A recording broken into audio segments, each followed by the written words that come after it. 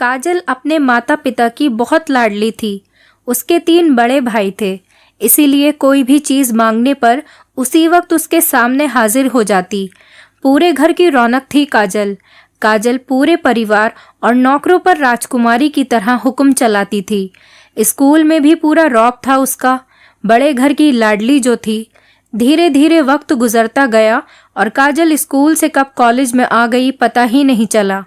College में उसके ठाट बाट, बड़ी गाड़ी में आना जाना, हर दिन नया फैशन देखकर उससे हर कोई दोस्ती करना चाहता था। थोड़े ही दिनों में उसके बहुत सारे दोस्त बन गए। पूरे कॉलेज में उसकी अपनी ही एक पहचान थी। इन दिनों उसके घर पर उसके लिए एक रिश्ता आया। खानदानी लोग थे और उनके साथ पापा की पुरानी जान पहचान भी थी।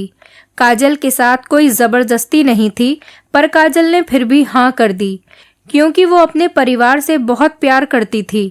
वो जानती थी कि वो लोग उसका अच्छा ही सोचेंगे। लड़के का नाम राज था। राज काफ़ी पढ़ा लिखा और समझदार लड़का था। ससुराल वाले भी बहुत अच्छे थे। ससुराल में काजल की जगह वैसी ही थी जैसी कि उसके मायके में। कोई भी काम काजल की सलाह के बिना नहीं होता था। सबकी लाडली बहू बन गई थी काजल। फिर उसके घर एक बेटे का जन्म हुआ। राहुल काजल को जान से भी प्यारा था। पोता पाकर ससुराल वाले तो फूले ही नहीं समाते थे।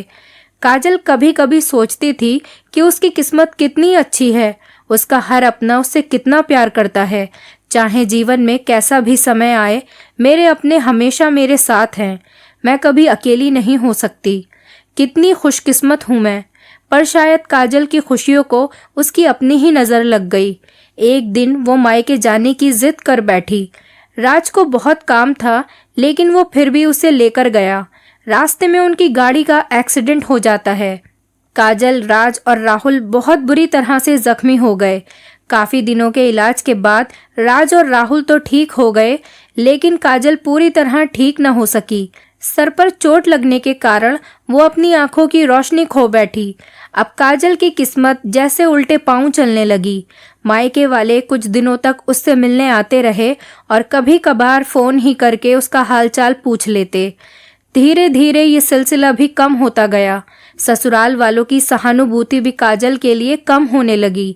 घर में किसी को पास बैठने के लिए कहती तो उसे जवाब मिलता कि बहुत काम है, अब तुम भी हाथ नहीं बटा सकती। राज भी बहुत चिड़चिड़ा सा हो गया था। बस राहुल ही था जिसके साथ वो हंसती खेलती और अपना वक्त गुजारती थी। एक दिन काजल के हाथ से कुछ सामान गिर गया, जिसकी वजह से राहुल को हल्की सी चोट लग गई। काजल के सास ससुर ने राहुल को उससे अलग कर दिया कि कहीं उसके ना देखने की वजह से बच्चे का कोई नुकसान न हो जाए। काजल अंदर से टूट चुकी थी। एक दिन उसने सबके सामने मायके जाने की इच्छा रखी तो राज उसे तुरंत मायके छोड़ आया, जैसे कि वो सभी यही चाहते थे। लेकिन राहुल को उसके साथ नहीं भेजा गया। काजल कभी राहुल से दूर नहीं रही थी, पर अपनी कमी के कारण उसने ज़्यादा बहस नहीं की। काजल को लगा कि वो 3-4 दिन रहेगी तो थोड़ा हवा पानी बदल जाएगा, क्योंकि वो बहुत दिनों से कहीं बाहर भी नहीं गई थी और घर वाले भी इतने दिनों बाद उसे देखकर कितने खुश होंगे। काजल के घर पहुंचने पर सब लोग बहुत खुश हुए। खाने में सब कुछ काजल की पसंद का ही बना था। उसने अपने मम्मी पापा और भाई भाभीयों से दिल खोलकर बहुत सारी बातें की। उनके छोटे छोटे बच्चे भी बुआ के साथ घुल मिल गए थे। रात को सोने के वक्त जब वो कपड़े बदलने लगी तो उसे पता चला कि उसका बैग तो बहुत भरा हुआ था। वो सब समझ गई कि उसका सारा सामान उसकी भाभीयों ने आपस में बांट लिया। वो बहुत उदास हो गई। कुछ दिनों तक तो सब ठीक रहा, फिर जैसे सब बदलने लगा, सबका व्यवहार बदल रहा था। वो लोग जैसे थक चुके थे उससे।